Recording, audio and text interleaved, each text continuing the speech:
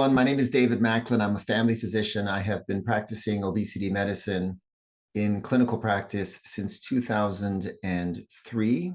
I come to you today also as the co-author of the Canadian Clinical Practice Guidelines for the Treatment of Obesity, published in 2020. I'm a co-author of the Effective Psychological and Behavioral Interventions in Obesity Management. We describe in our guidelines 3 pillars to treatment: behavioral therapy, medical therapy or medication, and surgical therapy. It is in my experience that many understand what medication and surgery are, but very few understand what behavioral interventions mean. And if that's something you're interested in learning about, you're in the right place. Today, we'll be describing the first of 8 modules that are a knowledge translation of the Clinical Practice Guidelines behavioral chapter. This is the first of 8 modules that describe behavioral therapy and how to deliver behavioral therapy to patients, to individuals living with obesity. The first module is called the Internalized Weight Bias module. What is internalized weight bias? The objectives of today's talk is: 1, you will learn what is internalized weight bias and why is it important? Why is it the lead in our clinical practice guidelines? That'll take place over about 5 minutes. Secondly, you'll learn that obesity is a heritable, brain-centered, environmentally influenced, progressive, and real treatable disease. That'll take place over about 18 minutes. Very important science involved in that middle section, that middle objective. And then finally, we will describe how to address internalized weight bias in your clinical practice using what we call the ALSI method, or the Ask, Listen, Summarize, Invite, Inform method, the heart of motivational interviewing, in a very practical manner, helping you understand how to integrate addressing internalized weight bias into your clinical practice. First off, what is weight bias? Weight bias refers to negative attitudes and stereotypes about obesity or people living with obesity, literally judging a person's values, skills, abilities, or personality based on their body shape or their weight.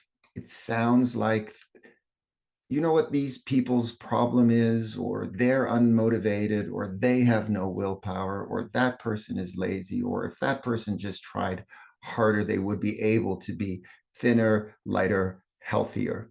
So then what is internalized weight bias? Internalized weight bias is when these beliefs become internalized by the individual living with obesity, where they believe, I'm lazy, I'm unmotivated, I have no willpower. Why is this very important to address? Why is this the lead in our clinical practice guidelines? Here, a paper by Rebecca Poole describes how a survey of almost 14,000 individuals was provided, those within an active weight management effort.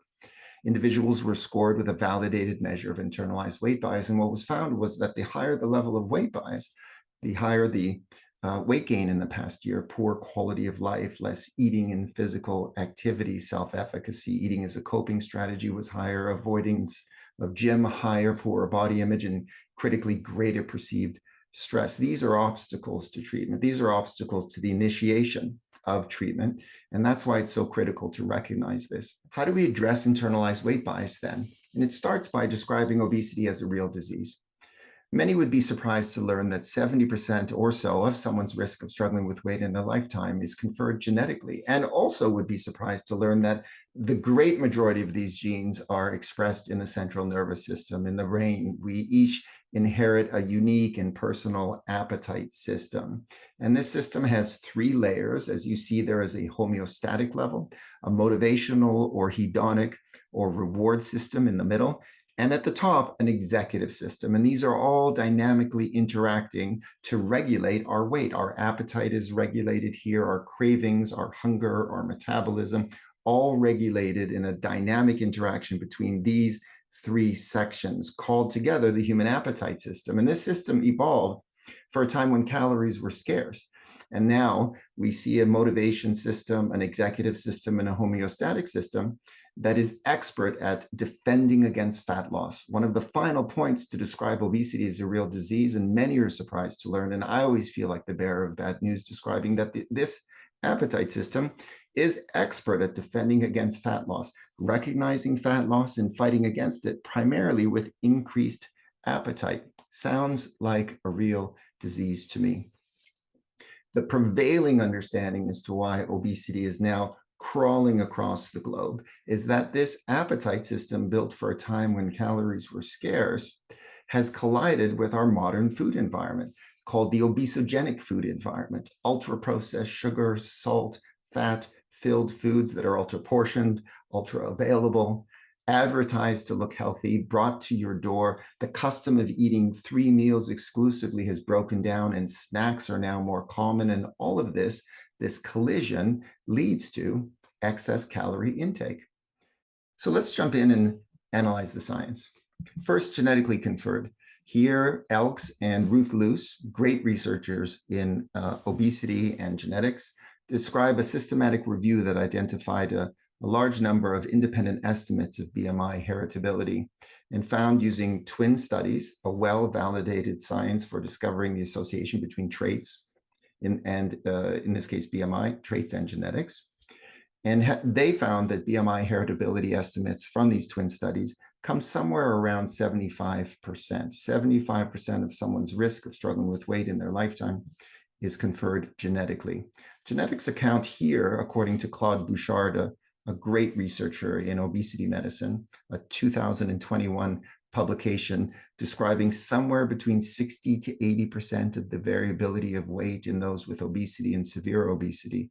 Interestingly, here, Claude Boucher adds to the science by suggesting a clear pattern where heritability varies across classes of BMI. And the higher the class of BMI, the higher the level of heritability associated with BMI in that case. Next, why a brain disease? Here, Ruth Luce, Gilles Yeo, The Genetics of Obesity, The Discovery to Biology, From Discovery to Biology, a 2021 publication. They describe the importance of genome-wide association studies, an excellent technology in allowing us to further understand the connections between genome, genes, and traits, in this case, BMI. We find that they describe the importance of genome-wide association studies in analyzing obesity, and find that the genes are either enriched or exclusively expressed within the brain. Here they describe and explore the biological mechanisms, the actual mechanisms by which genetic variants influence obesity, including a real focus on the effects on energy expenditure and appetite regulation, very complicit in the genesis of the risk of this real medical condition. And they find that somewhere around, at the time of publication, somewhere around 1,200 or so alleles, individuals, some major, some minor, that are contributing to the risk of obesity. That's 2020. We see that as the years have gone by, we've been able to discover more and more alleles complicit in the association between genetics and obesity. Still with why a brain disease, Ruth Luce, unpublished data, thought I'd throw this in because it's interesting. The GIANT Consortium, 2.1 million individuals, plus a 23andMe database, which provides data on 5.6 million individuals. And query within the coming months will be reported that instead of, as just described, 1,200 or so loci, there may be as much as now 9,000 loci identified, obviously here because we have a larger population study. And this is described at the Obesity Conference at the Royal Society in the UK in mid-October in 2022. And as discussed earlier, the genes in BMI associated are enriched in the brain. Time and time again, the brain pops up as the key organ contributing to the risk of obesity. Here, a really great description by Sadaf Farooqi, a wonderful researcher, 2019, describes an analysis. What do we mean by brain-centered and genetically conferred? Here, a really interesting question by Dr. Farooqi. Dr. Farooqi is, in a way, starting to ask, why then isn't everyone, because of the collision of the modern food environment with those who are genetically vulnerable, why isn't our entire species vulnerable to obesity? Really interesting work here. In this case, the UK Biobank, 500,000 individuals, studies of the MC4R, the melanocortin-4 receptor, and it was found that there are what are called gain of function variants when 60 or so variants were studied from within the MC4R. And here in this case, these gain of function variants were because of increased signal What that means is we see individuals who will have increased fullness, resulting in reduced food intake because of variants that are found within the heart of the appetite system at the level of the hypothalamus, and that these variants protect against obesity and protect against diabetes. These are the people who have less interest in food, are full sooner. Really interesting data, not only as to how genetics results in increased weight, but also how genetics defends against increased weight, and in this case also diabetes. Here, Alain Daguerre, Canadian trial, the neurocognitive and hormonal correlates of voluntary weight loss in humans, published in 2019, used functional MRI in individuals who were on a weight loss regimen, staying with the theme of a brain-centered condition. Alain Daguerre and his team found a neural signature that was, in those who were successful in losing weight, the best predictor of success was activation in the frontal cortex, the prefrontal cortex, during the regime they were exposed to while in the MRI. This and other studies will always place decision-making and self-regulation at the center of weight control in humans. This top-down self-regulation, again, we see variability. We can assume genetic variability and developmental variability in humans, in this case, in the frontal cortex, a key component of the human appetite system, the behavior of self-regulation. Here, not to be left out, discussing the obesogenic food environment, Hans Rudy Berthoud, in the neurobiology of food intake in an obesogenic food environment, published in 2012, really describes very well about this collision.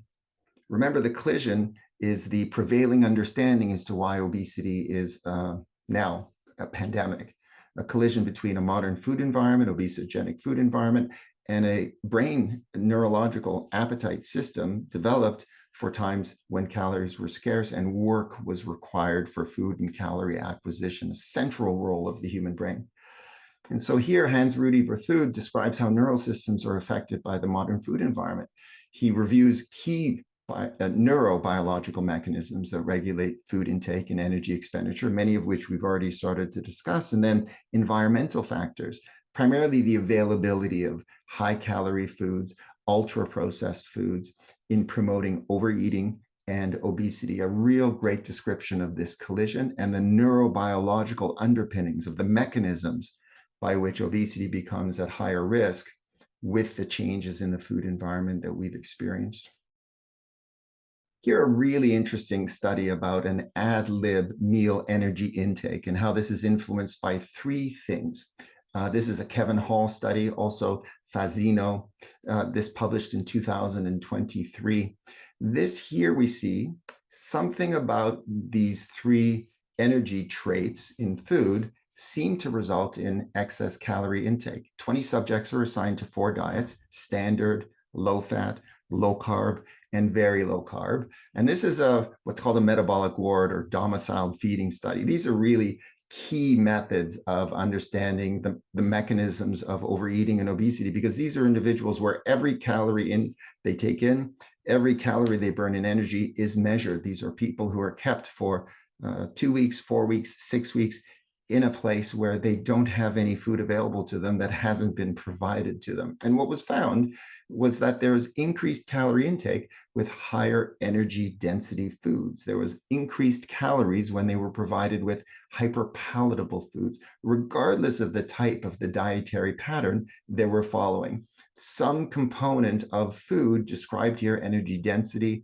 energy eating rate was higher. Something about the quality of these types of foods, energy density and hyperpalatable foods, regardless of dietary pattern, that resulted in increased calorie intake. Of course, the mechanism by which weight gain happens. What about a progressive disease? Here, the great John Speakman describes, and I highly recommend a peek at this paper, The Evolution of Body Fatness, Trading Off Disease and Predation Risk, published in 2018. We do not have great science yet as to why and how the brain defends against fat loss. Working theories currently include set point theory, settling point theory. What I really like is the dual intervention model that John Speakman leans into Each of these are methods described at a neurological level, primarily with elements conferred genetically as to how a brain will bookmark our highest weight.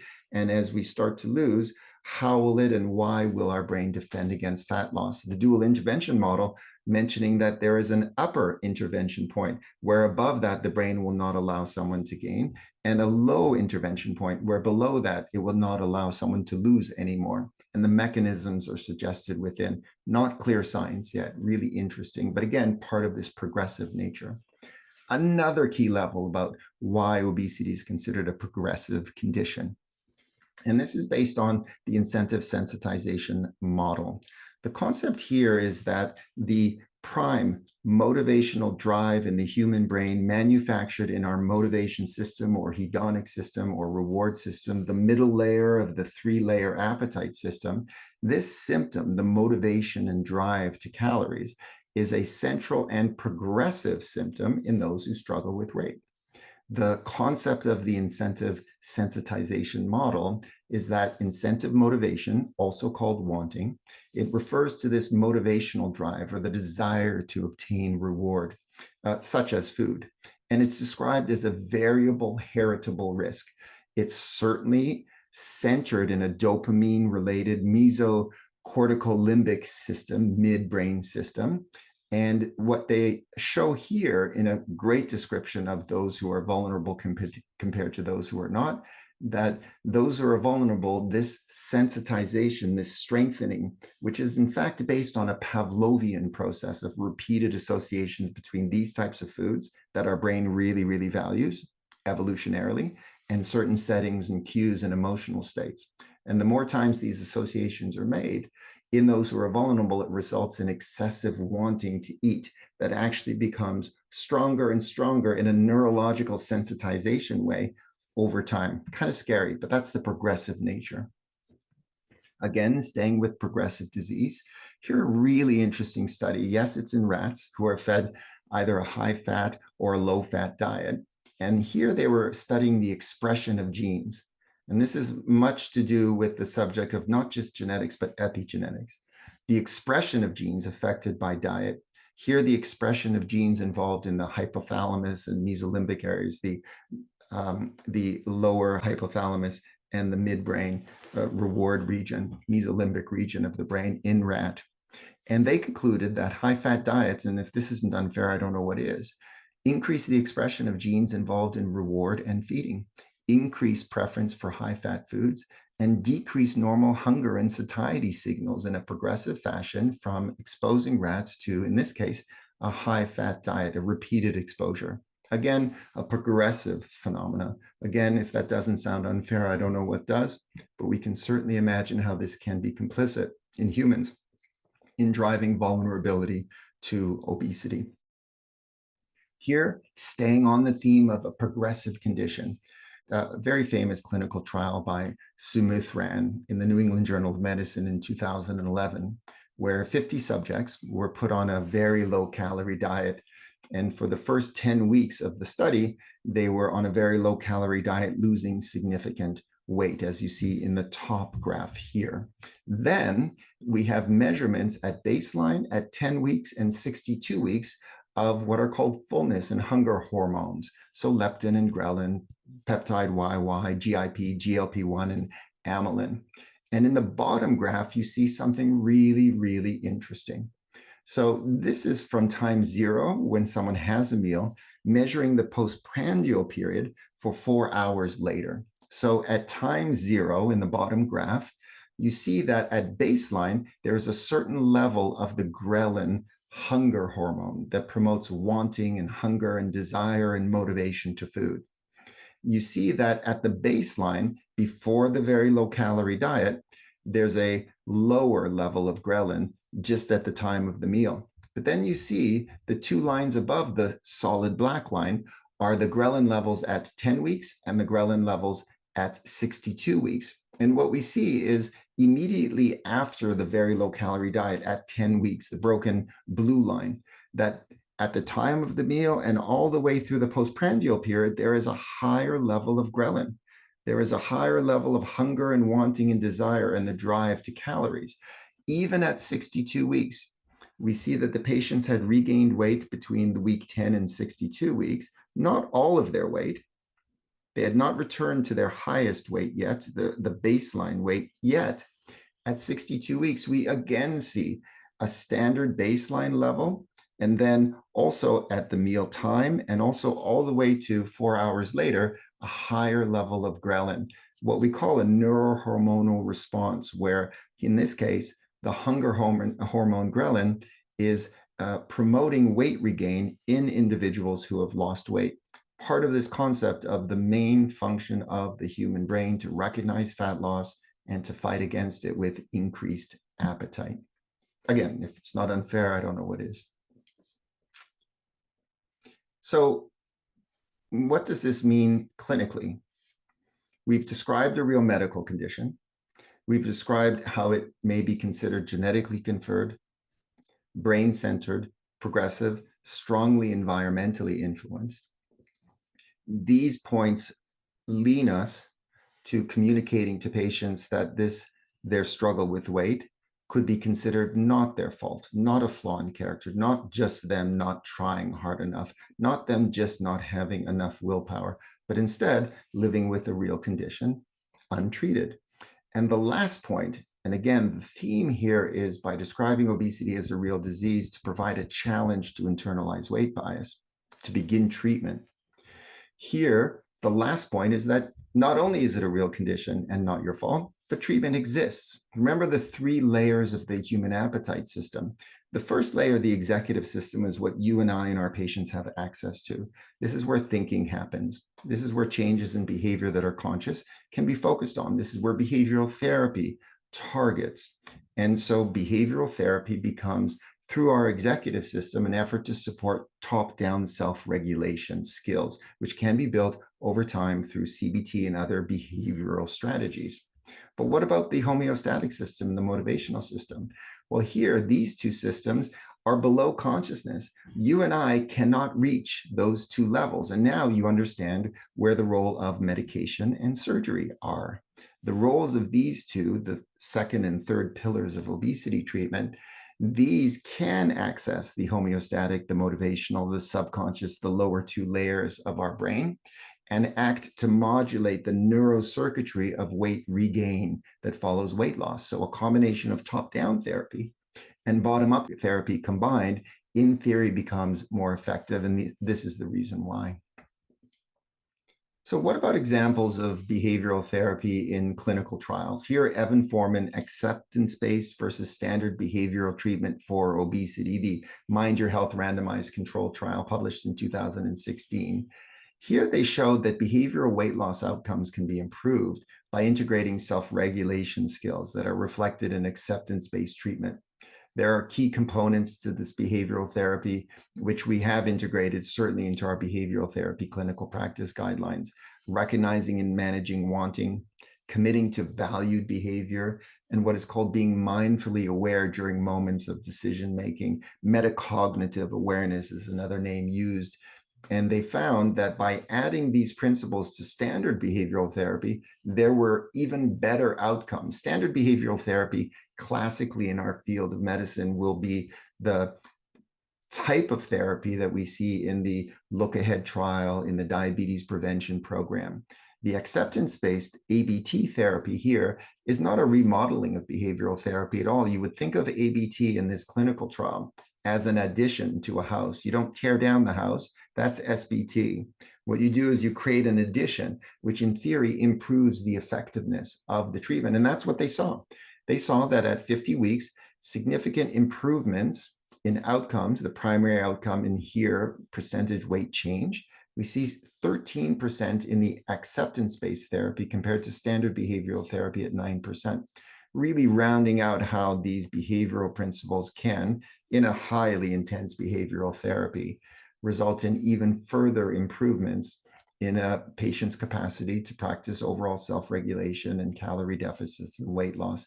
In this case, the Mind Your Health randomized control trial. And what about surgery? The second pillar of treatment, medical treatment, will be discussed in a different presentation. Here, surgery, the third pillar of treatment. Again, the point we are making here is that treatment exists for those who struggle with weight. Here, the Swedish obese subjects, SOS, very famous data set of clinical trials. This one being the following of 4,000 patients with type 2 diabetes, specifically who received bariatric surgery, and followed them up for up to 20 years. Some of the findings really remarkable if you think about it. This is called successful treatment. 72% of patients achieved diabetes remission at 2 years post-surgery. 38% were in remission at 10 years. At 18 years, there were, and this is the significant clinical outcomes, there was lower microvascular complications, less diabetic retinopathy, and less nephropathy. And at 18 years, there were less macrovascular complications, less heart disease and stroke. Real disease, not someone's fault, and treatment exists. So what does this all mean clinically again? Now, how do we address internalized weight bias? How do we act on our understanding of obesity as a real disease to support a challenge to internalized weight bias? How does this and why does this become the initial stages of our clinical treatment in a patient living with obesity? In this case, as you'll see throughout the entire series of videos of all 8 modules, we will be using the clinical approach of the ALSI method, the ask, listen, summarize, inform, invite method at the heart of motivational interviewing. When a patient, for example, is first met by us, they will describe themselves and their struggle with weight. That's what we asked for permission to discuss. That's what they granted. And then that's what we listened to as they described their struggle with weight. Listening is a key. What we might hear, I'll just use the orange phrases as examples. Patient might say, well, I see a trainer weekly. I'm very active. I was 12 years old when I tried my first diet. I, by the way, try to work out in the morning. I gained a lot of weight in menopause, and my family food is really love. And I have many stresses you need to know: kids, work, parents, health. I hear it's good to fast. And by the way, I lost a lot of weight doing the blank diet. It worked, but eventually I regained weight. In fact, many, many times I've lost weight and I can do that, but I'm really, really not good at keeping it off. And I've regained each time. So that listening process is followed always by the third of the ALSI 4 components, which is summarize. Never to be underestimated in its power as a clinical tool. Summarize, sitting back, having listened to what the patient told us. So what you're telling me is, so let me see if I have this right. So correct me if I'm wrong. These would all be prefaces to the summary section. So what you're telling me is that you see a trainer weekly and you're very active, and you were 12 years old when you did your first diet. So this is quite a long duration. You try to work out in the morning. You mentioned you've gained a lot of weight since menopause, and in your family, food is love. And also you feel it's complicit in your description that stresses and kids and work and your parents' health has been a contributor to your struggle with weight. You're wondering if it's good to fast, and you're mentioning that you've lost a lot of weight on the X diet, and it worked, but eventually you regained, and that's been a course through time where you've lost weight and regained regularly. Is that correct? By summarizing our patient's narrative, we help the patient understand that we've heard them, and we're able to get more clarity, because the patient might, once they understand they're being listened to, might even share more about their experience, and we collect that as their clinical history. But where do we go from here? That's the 4th step. And I suggest that all of this dialogue can trip up many, many physicians who are nobly making an effort to support a patient who's struggling with weight. This can be quite anxiety provoking for a clinician, all this information. So I have good news for you.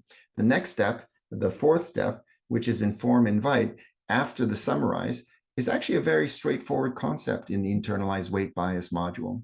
So here we lean in and ask a patient, I'm wondering, would you consider, again, this is the inform, invite, the 4th of our 4 stages of the ALSI method. I'm wondering if you would consider that the science has changed around weight management. We now consider struggling with weight to be a real disease, primarily genetically conferred, you might be surprised to learn, centered in the brain, strongly influenced by the environment, and progressive. And of course, we can go into any detail that we wish, and as much detail for the patient if they have questions about why we believe obesity is a real disease. And secondly, I'm wondering if you would consider that your struggle with weight is not because of less willpower or motivation, but instead because you're living with a real disease untreated. And furthermore, would you be surprised to learn that this not only is a real condition that's not your fault, but treatment exists? There are 3 pillars to treatment of obesity. Behavioral CBT is a first pillar, medication as a second pillar, and surgery as a third pillar. In our ALSI method material, we will also be providing you with a script. And the script describes in what is one way to say the inform invite section that eventually you can use as a script and develop your own words over time on how you'll lean in after listening and summarize and describe to a patient obesity is a real disease that is not their fault and for which treatment exists. And so internalized weight bias, in summary, what is it? It's the negative attitudes and judgments based on body shape and size. Why is it important? Because it decreases quality of life and it creates poor outcomes in our ability to support and treat those who live with this real disease. That's a primary obstacle to treatment, and that's why we lead with it. And how do we treat it? By describing obesity as a real disease that is not someone's fault and explaining that treatment exists, explaining that this is our belief. A clinical pearl, patients will, with that concept, real disease, not their fault, treatment exists, most of the time, not at first, really believe you. A lifetime of thinking one way doesn't shift on a dime. And so understand that these messages, and psychotherapy is based on this, repetition and relevance, a lot of repetition of these messages through your clinical interactions with patients, but this is where it starts. Thank you for your attention and good luck with recognizing and understanding and managing internalized weight bias in your obesity clinical practice.